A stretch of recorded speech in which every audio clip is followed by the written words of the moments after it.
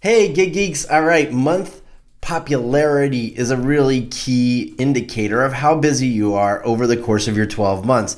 As you can see, we're looking at the Big Bash marketing event here, which is in New Orleans in October. And October for me is the #1 most popular month. You can see it's 1 out of the 12 months. All right. So if it was the 6th out of 12, it would be 6 out of 12. And it would say, instead of top 92%, it would say bottom 50%, or it would say bottom 32%, or top 40%.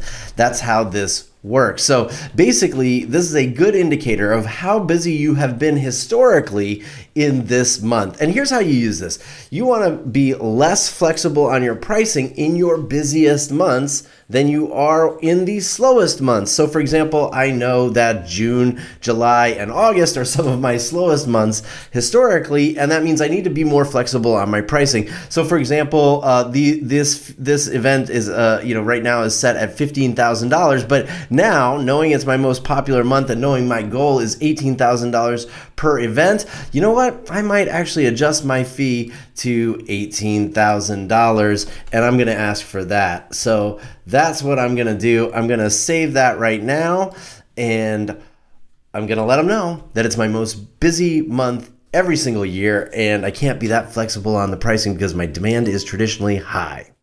There you go.